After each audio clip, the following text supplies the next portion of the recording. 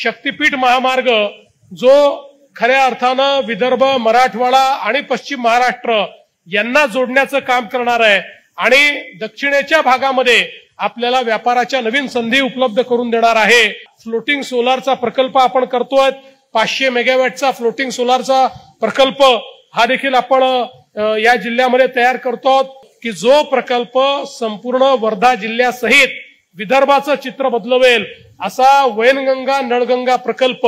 या प्रकल्पामुळे जवळपास 10 लाख एकर जमीन ही आपण या ठिकाणी ओलिताखाली आणतो आहोत। महाराष्ट्रातल्या सगळ्या शेतकऱ्यांना 12ही महिने 365 दिवस दिवसा 12 तासाची वीज देण्याचं काम हे आपलं सरकार त्या ठिकाणी करणार आहे। एक वरदान ठरलेलं आहे आणि आता आपल्या महाराष्ट्रातला सगळ्यात मोठा लॉजिस्टिक पार्क हा देखील आपण या ठिकाणी तयार करतो आहोत, जेणेकरून मोठ्या प्रमाणात रोजगाराची देखील निर्मिती होईल आणि आपण जो मध्य भारत आहे त्या मध्य भारताचं लॉजिस्टिक केंद्र हे आपण नागपूर आणि वर्धेच्या या सगळ्या परिसरामध्ये तयार करतो आहोत, ज्याचा एक मोठा लाभ हा शेतकऱ्यांना देखील होणार आहे, हा इंडस्ट्रीला देखील होणार आहे आणि रोजगाराच्या माध्यमातून देखील आपल्याला हा लाभ मोठ्या प्रमाणात मिळणार आहे। आणि यासोबत शक्तीपीठ महामार्ग जो खऱ्या अर्थानं विदर्भ, मराठवाडा आणि पश्चिम महाराष्ट्र यांना जोडण्याचं काम करणार आहे आणि दक्षिणेच्या भागामध्ये आपल्याला व्यापाराच्या नवीन संधी उपलब्ध करून देणार आहे। त्याचीही सुरुवात आपल्या वर्धा जिल्ह्यातूनच आपण करतो आहोत।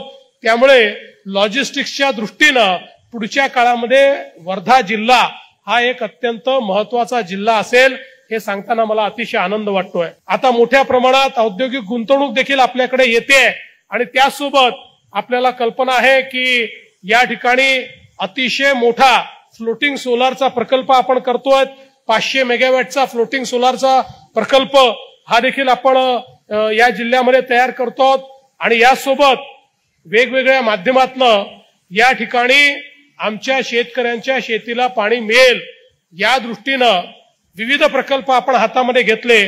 पण मला असं वाटतं की जो प्रकल्प संपूर्ण वर्धा जिल्ह्यासहित विदर्भाचं चित्र बदलवेल असा वैनगंगा नळगंगा प्रकल्प याला आपण चालना दिली आणि आमचा प्रयत्न आहे की या 2025 सालातच याचं काम आम्हाला सुरू करायचं आहे। या प्रकल्पामुळे जवळपास 10 लाख एकर जमीन ही आपण या ठिकाणी ओलिताखाली आणतो आहोत आणि शेतकऱ्याला एक प्रकारे त्याच्या जीवनामध्ये संपूर्ण परिवर्तन घडवणारा अशा प्रकारचा प्रकल्प आहे। 1 लाख कोटी रुपये या प्रकल्पावर आपण खर्च करणार आहोत आणि याचा एक मोठा फायदा आमच्या वर्धा जिल्ह्याला होईल। आपल्याला माहिती आहे आपल्या शेतकऱ्यांकरता आपण विजेचं बिल माफ केलं, पण केवळ विजेचं बिल माफ करून आपण थांबलो नाही, तर आता सौर कृषी वाहिनीचं काम आपण सुरू केलं आहे। वर्धा जिल्ह्यात खूप मोठ्या प्रमाणात हे काम चाललेलं आहे आणि पुढच्या वर्षीच्या शेवटापर्यंत आमच्या महाराष्ट्रातल्या सगळ्या शेतकऱ्यांना 12ही महिने 365 दिवस दिवसा 12 तासाची वीज देण्याचं काम हे आपलं सरकार त्या ठिकाणी करणार आहे।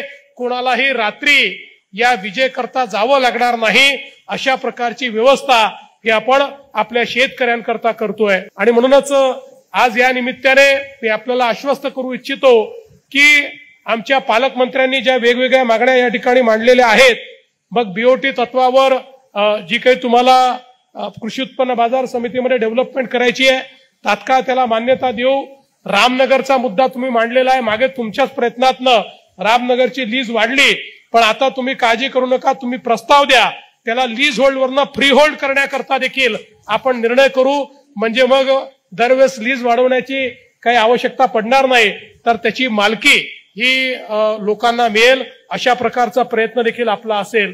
आज या निमित्ताने जिल्ह्याच्या विकासाकरता ज्या ज्या मागण्या आपण मागितलेल्या आहेत निश्चितपणे त्या संदर्भात एक सकारात्मक भूमिका राज्य सरकार घेईल। अशाच नवनवीन अपडेट्ससाठी डिजिटल कोल्हापूर चॅनेलला सबस्क्राइब करायला विसरू नका। आमच्या फेसबुक, इन्स्टालाही नक्की फॉलो करा।